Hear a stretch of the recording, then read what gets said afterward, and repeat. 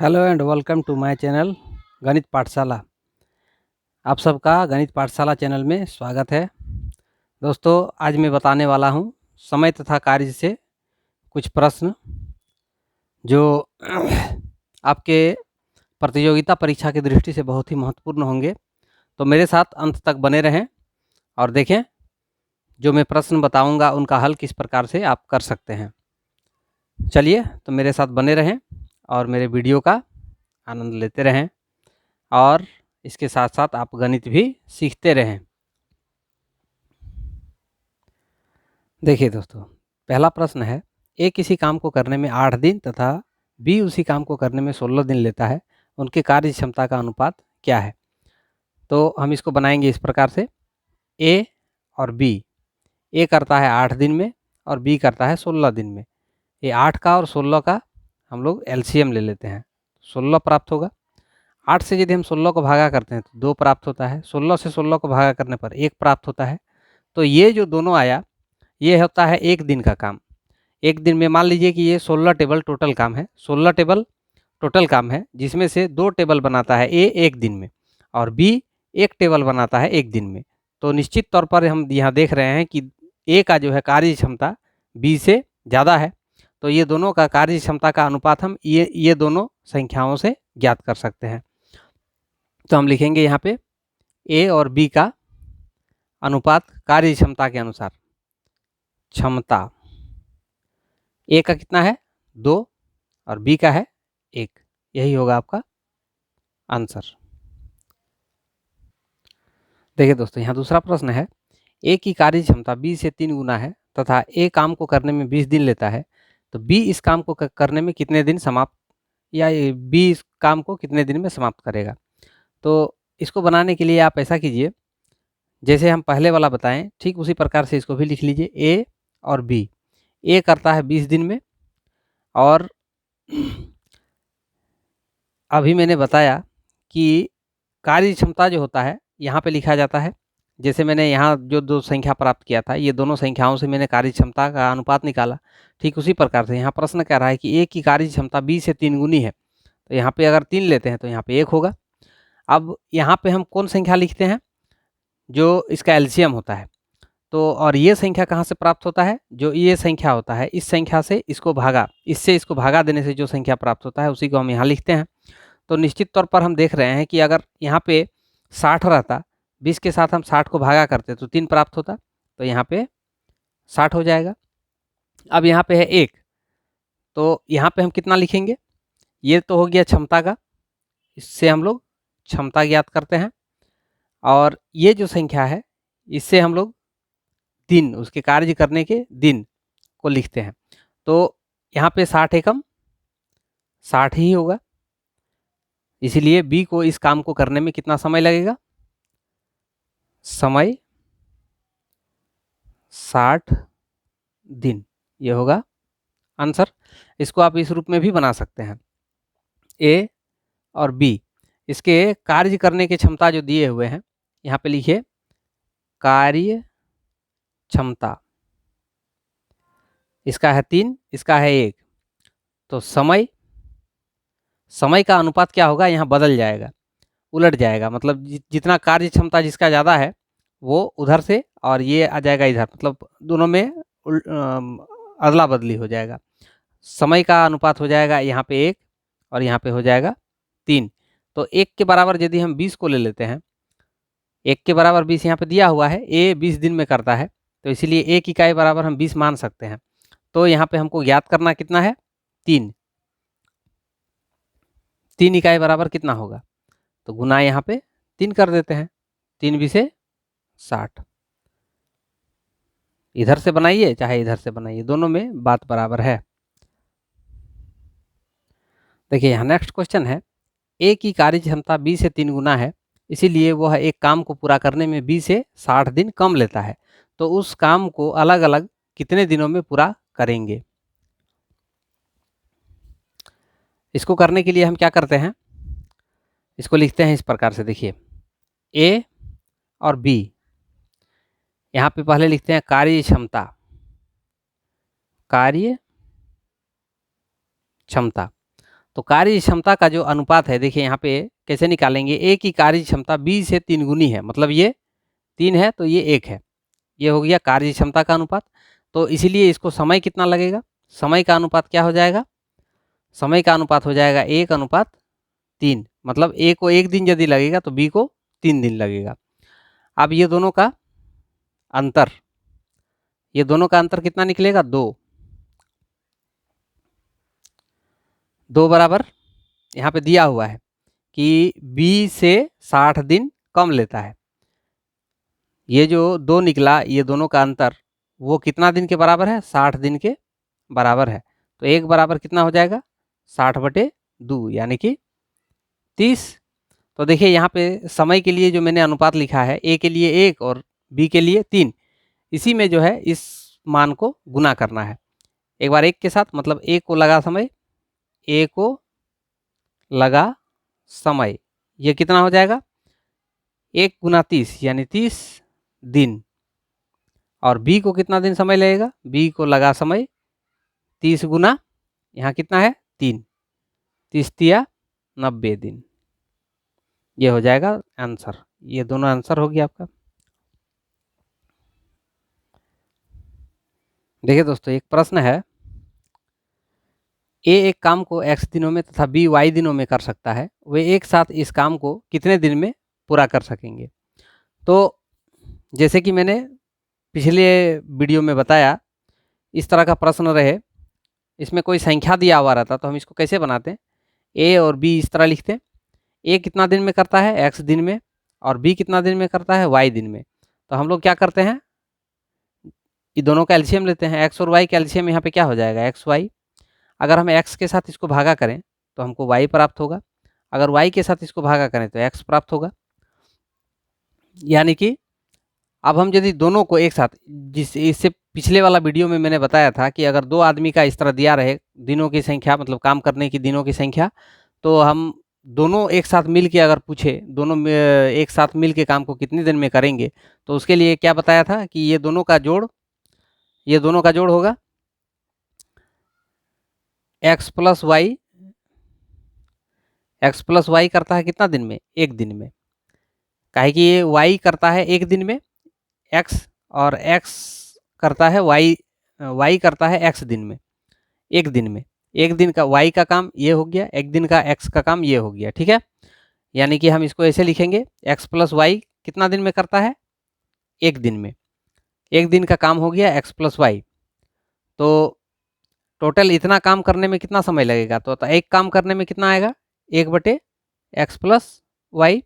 अब यहाँ टोटल काम है हम लोग का x + x × y, तो यानी कि xy काम करने में कितना समय लग जाएगा, xy/x + y, ये हो जाएगा आपका मुख्य रूप से समय। यानी कि इस गणित से हम लोग एक ट्रिक सीख गए, जिससे हम लोग क्या करेंगे, अगर इस तरह का प्रश्न आपको दिया रहे कि ए किसी काम को 10 दिन में करता है, बी उसको 15 दिन में करता है, दोनों मिलकर एक साथ उस काम को कितने दिन में करेंगे, तो उसको आप डायरेक्ट जो है इस रूप में बैठा सकते हैं। जैसे कि मैंने अभी बताया कि ए मान लीजिए 10 दिन में करता है और बी 15 दिन में करता है, तो दोनों का एक साथ, ए + बी का एक साथ के अगर पूछे तो इसको हम इस सूत्र में बैठा सकते हैं, कैसे, 10 × 15/10 + 15।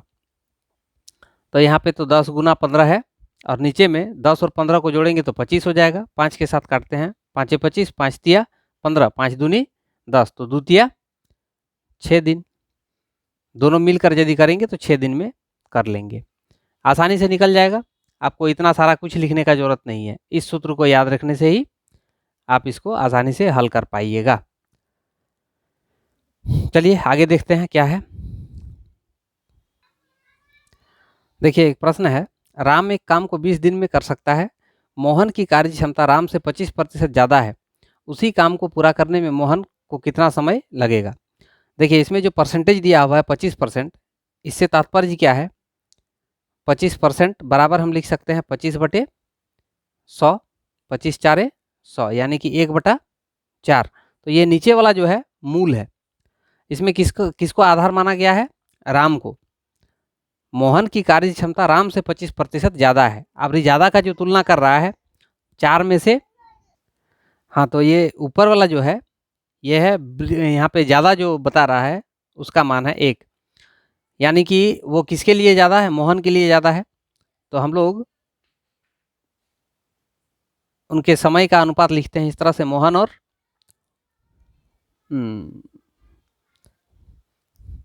राम और मोहन,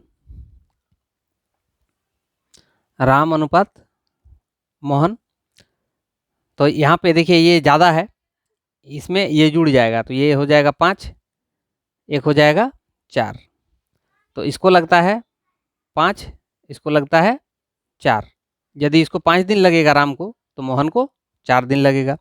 अब चूंकि राम के लिए समय दिया हुआ है 20 दिन, यदि ये 20 दिन है तो ये कितना होगा, मतलब हम लोग क्या कर सकते हैं, ये दोनों का इतना बराबर लिख सकते हैं, 5 इकाई बराबर 5 इकाई बराबर 20। तो 1 इकाई बराबर कितना, 20/5, 5 4 20, 1 इकाई बराबर 4 हो गया। तो हमको चाहिए 4 इकाई का मान। तो 4 इकाई बराबर 4 गुना 4, यानी कि 16 दिन। तो यहाँ पे बी के जगह, मतलब मोहन के जगह पर कितना दिन समय लगेगा, 16 दिन। यही होगा आपका आंसर। देखिए दोस्तों, एक प्रश्न है, ए एक काम को 10 दिन, बी 12 दिन तथा सी 15 दिन में पूरा कर सकता है। वे एक साथ काम करना शुरू करते हैं, लेकिन ए को काम शुरू होने के 2 दिन बाद छोड़ना पड़ता है और बी काम पूरा होने से 3 दिन पहले छोड़ देता है। काम कितने दिन में समाप्त हुआ। इस तरह के प्रश्न को आपको समझने के लिए थोड़ा सा प्रश्न को ध्यानपूर्वक पढ़ना होगा। ध्यानपूर्वक इसको पढ़िए और जिस विधि से मैं बता रहा हूँ ठीक उसी विधि से आप भी इसको बनाने का प्रयत्न कीजिए। देखिए, ए, बी और सी, ए करता है 10 दिन में, बी करता है 12 दिन में और सी करता है 15 दिन में। ये तीनों का पहले एलसीएम ले लीजिए। तीनों का एलसीएम कितना आएगा, 60। अब इस 60 को आप मान लीजिए टोटल काम, इसको हम लोग टेबल मान लेते हैं कि 60 टेबल बनाता है टोटल। ठीक है, अब करना क्या है, 10 के साथ 60 को भागा कीजिए 6, 12 के साथ 60 को भागा कीजिए 5, 15 के साथ 60 को भागा कीजिए 4। इनका कार्य क्षमता का अनुपात आ गया, यानी कि ए एक दिन में 6 टेबल बना सकता है, बी एक दिन में 5 टेबल बना सकता है और सी एक दिन में 4 टेबल बना सकता है। अब आता है यहाँ पे प्रश्न का यहाँ के बाद से पढ़ने का, वे एक साथ काम करना शुरू करते हैं, यानी कि तीनों मिलकर ए बी सी। तो यहाँ पे हम लोग लिखेंगे ए प्लस बी प्लस सी का एक दिन का काम, एक दिन का काम कितना कर लेंगे, 6 5 11 और 4 15, 15 टेबल बना लेंगे एक दिन में। तो चूंकि यहाँ पे बोल रहे हैं वे एक साथ काम करना शुरू करते हैं, लेकिन ए को काम शुरू होने के 2 दिन बाद छोड़ना पड़ता है। अब इसमें से 2 दिन का काम हो गया है, तो ये तो एक दिन का काम निकला। तो 2 दिन का काम कितना हो जाएगा, 2 दिन का काम कितना हो जाएगा, 15 होता है एक दिन में, तो 2 दिन में हो जाएगा 15 गुना 30। 30 टेबल ये लोग बना लिए। ठीक है, 30 टेबल बन गया है। अब शेष कितना बच गया है, टोटल 60 टेबल है, शेष 60 माइनस 30, यानी कि 30 टेबल और शेष बचा हुआ है। अब क्या होता है, अब कह रहा है कि छोड़ना पड़ता है और बी काम पूरा होने से 3 दिन पहले छोड़ देता है। 3 दिन पहले मतलब जो लास्ट में काम बचा है वो लास्ट वाला 3 दिन कौन करता है, सी करता है। लास्ट वाला 3 दिन सी करेगा। यहाँ पे बोल रहा है ना कि बी काम पूरा होने से 3 दिन पहले छोड़ देता है, तो इसलिए सी का 3 दिन का काम कितना हो जाएगा, सी एक दिन में कितना काम करता है, 4 टेबल बनाता है, तो 4 गुना 3 यानी कि 12 टेबल सी भी बना लिया। अब हम लोगों के पास जो शेष था 30 टेबल, 30 टेबल में से 12 को और घटा देते हैं, तो जिसको कौन बनाता है, बी और सी मिलकर। बी प्लस सी का कुल काम कितना हो गया, 30 माइनस 12 यानी कि 18 टेबल। 18 टेबल कौन बनाया है, बी और सी मिलकर बनाया है। तो बी और सी का अगर यहाँ पर हम जो देखते हैं 5 और 4 9 होता है, 9 टेबल ये लोग एक दिन में बना लेते हैं। तो यहाँ पे 18 टेबल कितना दिन में बनाए होंगे, बी प्लस सी 18 टेबल कितना दिन में बनाएंगे, 9 18 बटे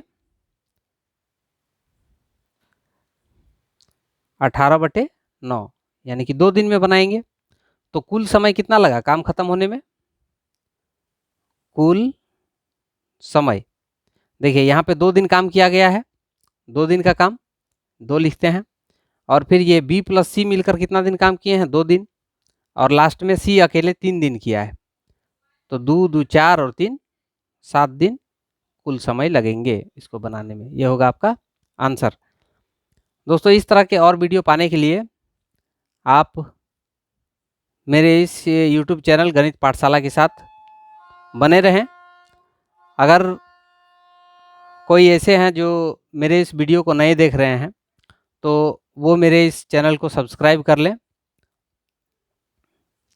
और साथ ही बेल आइकन को भी दबा दें ताकि आपको मेरे द्वारा बताए गए नियमों का वीडियो का नोटिफिकेशन जो है आप तक पहुंचते रहे। धन्यवाद। शुभ रात्रि।